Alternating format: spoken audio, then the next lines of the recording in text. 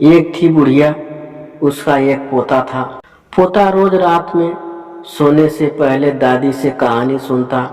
दादी रोज उसे तरह तरह की कहानियां सुनाती। एक दिन मूसलाधार बारिश हुई। ऐसी बारिश कभी पहले नहीं हुई थी। सारा गांव बारिश से परेशान था। बुढ़िया की झोपड़ी में पानी जगह जगह से टपक रहा था, टिप टिप टिप टिप। इस बात से बेखबर पोता दादी की गोद में लेटा कहानी सुनने के लिए मचल रहा था। बुढ़िया खींच कर बोली, अरे बचवा का कहानी सुनाई, ये टिपटिपवा से जान बचे तब ना। पोता उठकर बैठ गया। उसने पूछा, दादी ये टिपटिपवा कौन है? टिपटिपवा क्या शेर बाघ से भी बड़ा होता है? दादी छत से टपकते पानी की तरफ देखकर बोली, हाँ बचवा, ना शेरवा के डर ना बघवा के डर, डर तो डर टिपटिपवा के डर। संयोग से मुसीबत का मारा एक बाघ बारिश से बचने के लिए झोपड़ी के पीछे बैठा था। बेचारा बाघ बारिश से घबराया हुआ था। बुढ़िया की बात सुनते ही वह और डर गया। अब यह टिपटिपवा कौन सी बला है? जरूर यह कोई बड़ा जानवर है।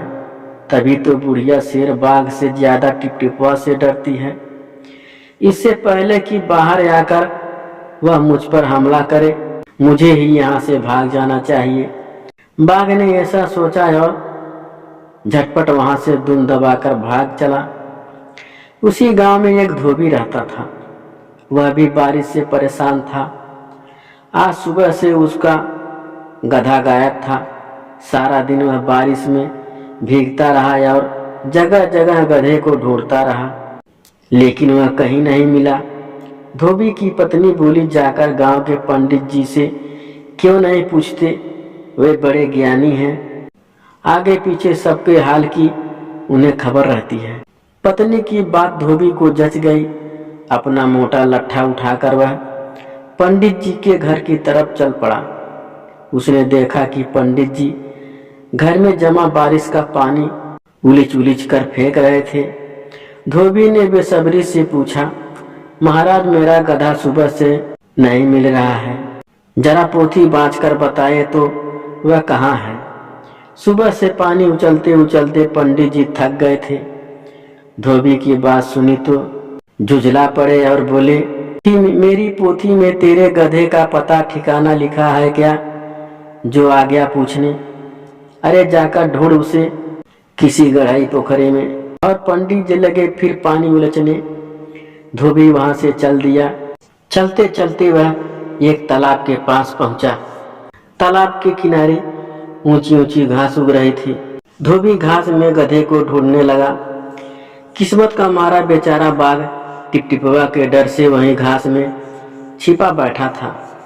धोबी को लगा कि बाघ ही उसका गधा है। उसने आव देखा ना ताव और लगा बाघ पर मोटा लठ बरसाने। बेचारा बाघ इस अचानक हमले से एकदम घबरा गया। बाघ ने मन ही मन सोचा, लगता है यही टिपटिपवा है, आखिर इसने ढूंढ ही लिया। अब अपनी जान बचानी है तो जो यह कहता है वही करना होगा।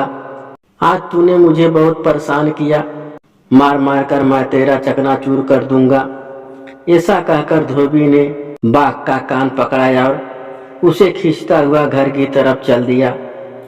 बाघ बिना चू चपक किए भीगी बिल्ली बना धोबी के साथ चल दिया। घर पहुंचकर धोबी ने बाघ को खूंटे से बांधा और सोने चला गया। सुबह जब गांव वालों ने धोबी के घर के बाहर खूंटे में बंधे बाघ को देखा, हैरानी से उनकी आंखें खुली रह गई।